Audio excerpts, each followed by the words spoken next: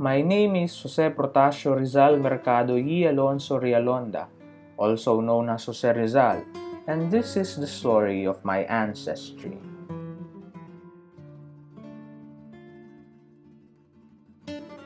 The name of my grandfather from my father's side was Juan Mercado, who married a Chinese-Filipino mestiza, Cirila Alejandro.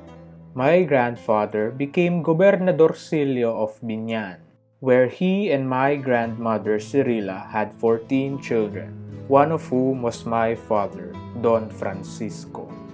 My great-grandfather on my mother's side was Manuel de Quintos, a Chinese mestizo from Lingayen, Pangasinan, where he married Regina Ursua, a woman with Japanese ancestry.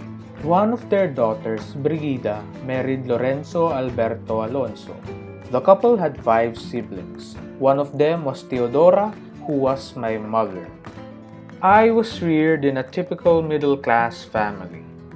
I lived a life of comfort and affluence, considering that my family belonged to the Principalia class or ruling elite.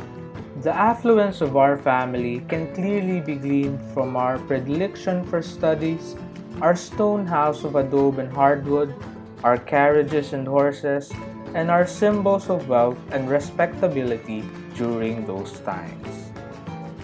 Our family business was rice and sugar. My father, Don Francisco Mercado, was an educated man.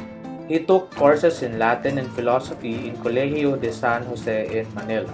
I can describe him as a model father owing to his honesty, frugality, and industry. I inherited a profound feeling of dignity, self-respect, serenity, and poise and seriousness from him. My mother, Doña Teodora, was an educated woman. She completed her education at the Colegio de Santa Rosa, a prestigious college for girls in Manila then. I can describe her as a disciplinarian, a woman more than average education, a woman of culture and religion, a sacrificing and industrious housewife. Owing to happy and comfortable life I had good memories of our childhood days in Calamba.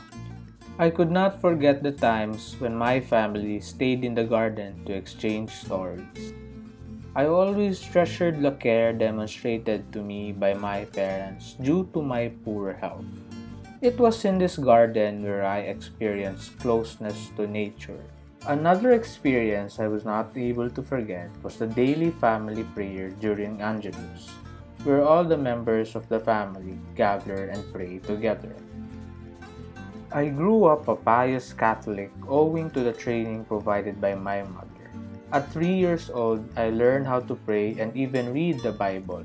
The training I had at home was strengthened by my frequent visit to Father Leoncio Lopez, the parish priest of Calamba, who made the young me the need to develop a sound philosophy of life. It was also from him that I learned the value of scholarship and intellectual honesty. At the age of 4, I experienced my first sorrow. This was when my younger sister, Concepcion, died.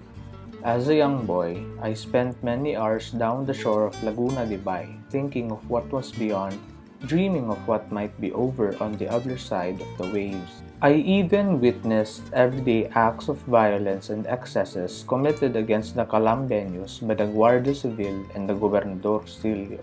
From my usual activities, it can be noted that I was a good observer, noting every detail of what I actually saw. Mayroon daw 2 gamo-gamo, isang matanda at isang bata.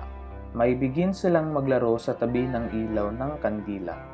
Isang gabi, ang batang gamo-gamo ay lumipad ng lubhang malapit sa ningas ng kandila. "Mag-ingat ka," ang tawag ng matandang gamo-gamo. "Baka masunog ang pakpak mo at hindi ka na makalipad." One of the stories I would never forget. This was narrated to me by my mother. It was entitled The Moth and the Flame. This story left a very deep impression on me, for the moth died a victim of its illusion in search for the light.